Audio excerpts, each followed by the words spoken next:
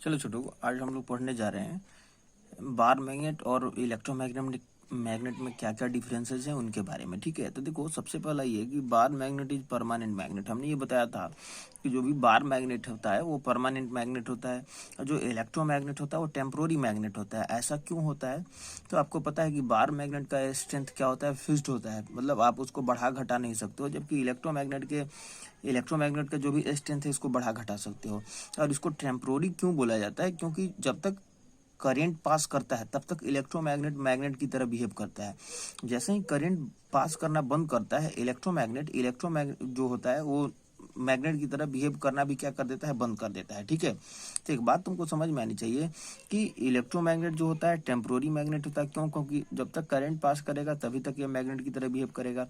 जैसे current pass करना बंद करेगा ये मैग्नेट की तरह बिहेव करना बंद कर देगा।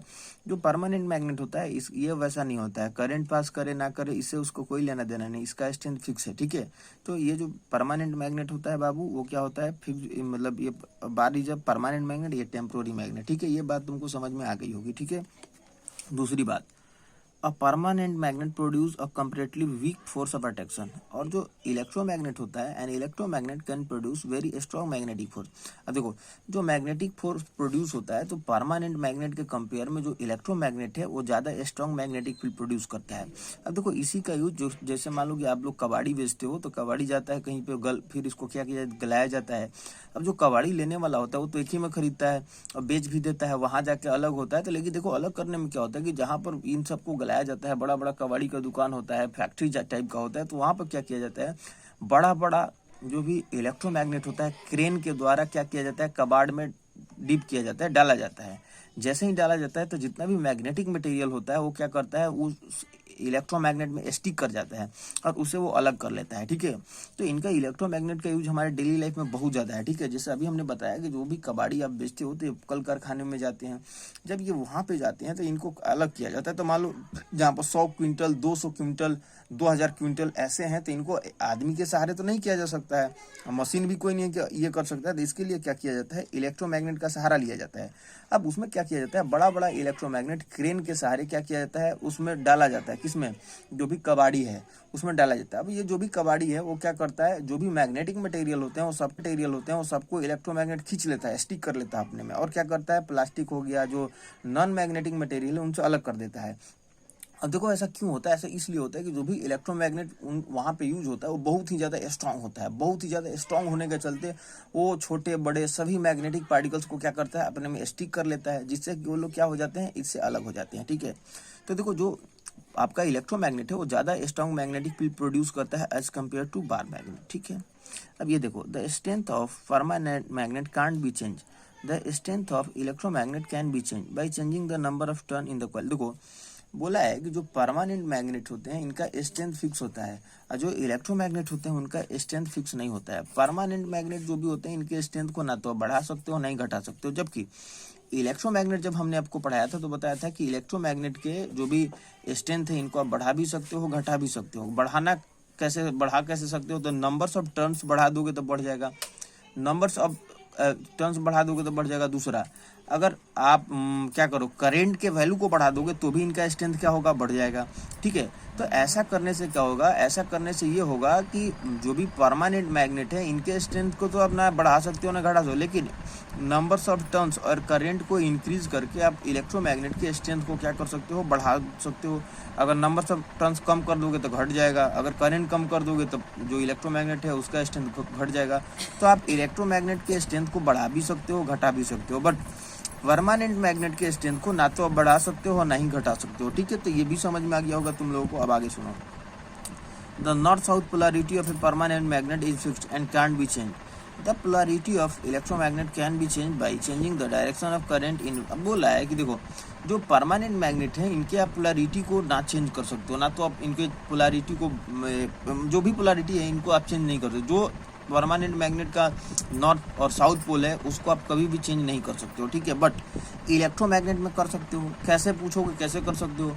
तो आप जैसे ही करंट का डायरेक्शन रिवर्स कर दोगे, करंट का डायरेक्शन जैसे ही चेंज कर दोगे तो क्या होगा? पोलैरिटी क्या हो जाएगा? इलेक्ट्रोमैग्नेट का चेंज हो जाएगा।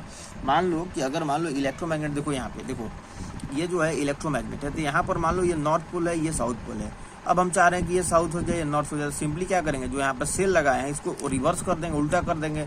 जो वायर अभी पॉजिटिव से कनेक्टेड है इसको बैटरी के निगेटिव टर्मिनल से कनेक्ट कर देंगे, जो निगेटिव से कनेक्टेड है उसको पॉजिटिव से कर देंगे। ऐसा करते ही जो मैग्नेट है, इलेक्ट्रोमैग्नेट की पोलैरिटी क्या हो जाएगी, चेंज हो जाएगी, ठीक है।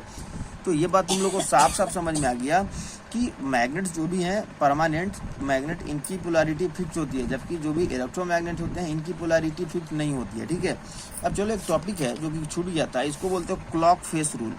देखो क्लॉक फेस रूल क्या बोलता है इसको हम तुमको समझाते हैं, ठीक है। अब देखो इसको आसानी से समझ सकते हो आप, एक मिनट रुक जाओ, इसको आप आसानी से समझ सकते हो। देखो क्या करना है, क्लॉक फेस रूल क्या बोलता है और ये क्या है, ठीक है। तो देखो क्लॉक फेस रूल ये बोलता है कि कोई भी current carrying circular wire disc magnet की तरह बिहेव करता है।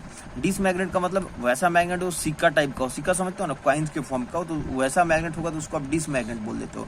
तो कोई भी करंट कैरिंग वायर जो है वो डिस मैग्नेट की तरह बिहेव कर सकता है, ठीक है। अब इसके लिए कंडीशन क्या है कि अगर if current around the face of the circular wire flow in anti-clockwise direction, then that face of the circular wire will be south pole। मतलब कहने का मतलब एक मान लो कि देखो समझाते हैं कि मान लो ये सर्कुलर वायर है, इसमें करंट ये एंटी क्लॉकवाइज घूम रहा है, एंटी क्लॉकवाइज। तो जब एंटी क्लॉकवाइज घूमेगा ना, तो जो फ्रंट तुम्हारे सामने वाला ये वायर का फेस है ये साउथ पोल हो जाएगा, और जो पीछे वाला फेस है वो नॉर्थ पोल हो जाएगा, ठीक है। अगर करंट के डायरेक्शन को आप चेंज कर दोगे, मान लो कि करंट इस बार आपने क्लॉकवाइज कर दिया, क्लॉकवाइज ऐसे कर दिया, तो जो सामने वाला जो तुम्हारे फेस की तरफ फेस है कॉइन का या वायर का, वो हो जाएगा तुम्हारा नॉर्थ पोल। जो अगर आगे वाला नॉर्थ पोल हो गया तो पीछे वाला जो फेस हो जाएगा वो क्या हो जाएगा, साउथ पोल, ठीक है। तो क्लॉक फेस रूल यही बोलता है कि एक कोई भी करंट कैरिंग वायर जो सर्कुलर वायर कैसे बिहेव कर सकता है, just like a disc magnet. अब इसमें कंडीशन ये है कि जो भी सर्कुलर वायर है, अगर इसमें फ्रंट फेस में करंट का डायरेक्शन अगर एंटी क्लॉकवाइज है तो ये फ्रंट फेस आपका साउथ पोल हो जाएगा। अब अगर फ्रंट फेस साउथ पोल हो गया तो जो अदर फेस है वो क्या हो जाएगा, नॉर्थ पोल हो जाएगा। वैसे ही अगर करंट का डायरेक्शन सर्कुलर वायर में क्लॉकवाइज है तो सामने वाला जो हो जाएगा फेस वो नॉर्थ पोल हो जाएगा, जो बैक वाला फेस हो जाएगा वो साउथ पोल हो जाएगा। तो यही था ये क्लॉक फेस रूल, ठीक है। तो क्लॉक फेस रूल क्या बोलता है आपको हमने समझाया, समझ में आया भी होगा, ठीक है। अब आगे देखो, आगे की बात करते हैं। तो देखो आगे का एक टॉपिक है, अब क्वेश्चन कल से कराएंगे, आज थोड़ा सा पढ़ लो, ये कुछ काम की चीज है। देखो अब बोला है कि देखो ध्यान से कि मैग्नेटिज्म इन ह्यूमन बॉडी, अब मतलब तुम्हारे अंदर भी मैग्नेटिक पावर होता है तुम्हारे बॉडी के अंदर। तो ये क्यों होता है, देखो एक्चुअल में ये जो क्यों होता है कि देखो हमारे बॉडी के अंदर कुछ आयोनिक करंट फ्लो करता है। अब ये जब भी तुमको ये पता है कि कहीं पर भी करंट अगर फ्लो करेगा तो वो अपने आसपास क्या क्रिएट कर लेता है, तो मैग्नेटिक फील्ड क्रिएट कर लेता है। तो हमारे बॉडी में एक बहुत ही वीक आयोनिक करंट फ्लो करता है। अब ये करंट फ्लो होने से क्या होता है, हमारे बॉडी के अंदर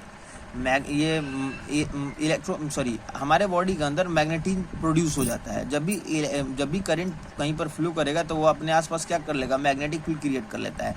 तो हमारे बॉडी के अंदर अगर वीक मानते हैं कि वीक करंट फ्लो कर रहा है, बट करंट फ्लो करने से क्या होता है, हमारे बॉडी के अंदर भी क्या होता है, मैग्नेटिज्म प्रोड्यूस हो जाता है।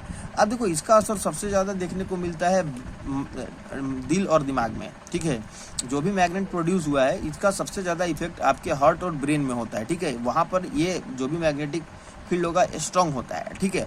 अब देखो इसी के सहारे जैसे मान लो कहीं पर भी एक्सीडेंट हो जाता है तो लोगों को क्या कराया जाता है, एमआरआई कराया जाता है। एमआरआई का फुल फॉर्म होता है मैग्नेटिक रेजोनेंस इमेजिंग।